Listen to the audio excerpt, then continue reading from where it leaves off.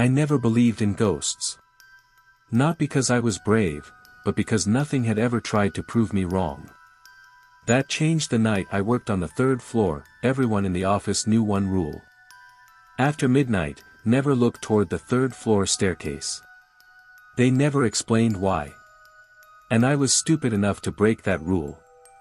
At 12:47 a.m., when I saw a shadow that didn't belong to anyone, the building was old.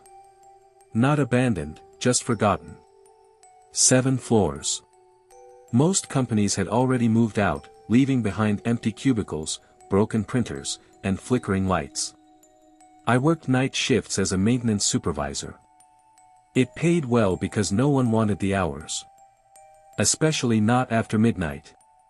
The third floor was always included in my route. But strangely, no one ever asked me to clean it. I noticed that on my first week. When I asked my manager, he avoided eye contact and said, "Just check the lights. Nothing else." That was odd. Every floor needed cleaning. Except the third. The elevator button for the third floor was worn out. Not scratched. Pressed. As if someone kept using it. But CCTV logs showed no movement on that floor after 9 p.m.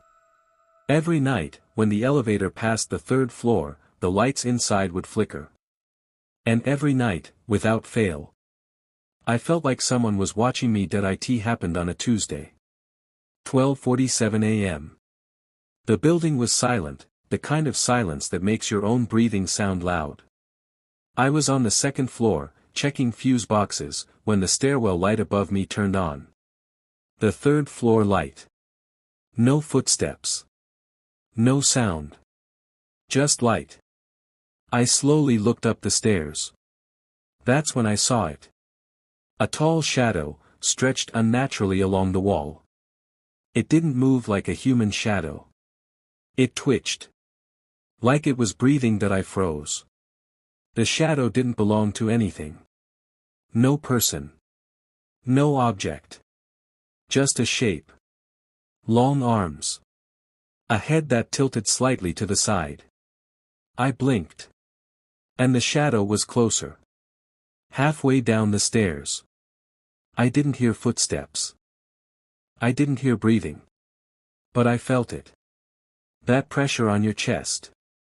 When something is too close. The next morning, I asked the security guard. He went quiet. Then he said something I'll never forget. Shadows don't climb down. If it left the third floor, it means you were noticed. I laughed it off.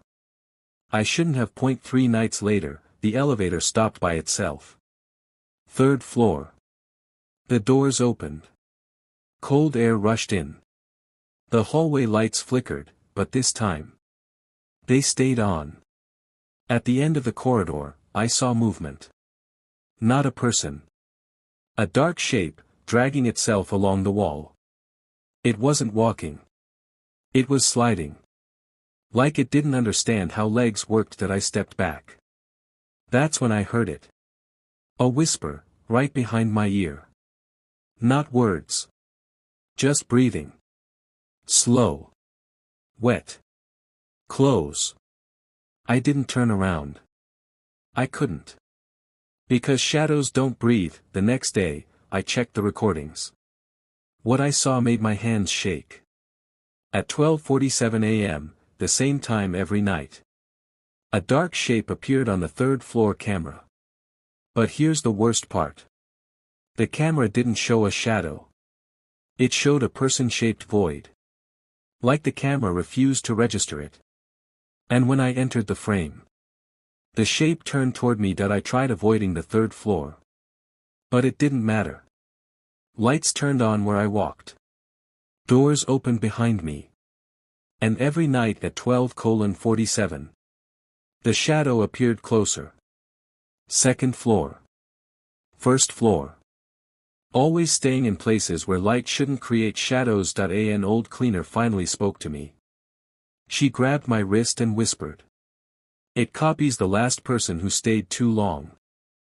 I asked her what she meant. She said, The third floor used to be offices. Until one man refused to leave. Years ago, an employee was locked inside during renovations. Third floor. No power. No signal. He survived 3 days.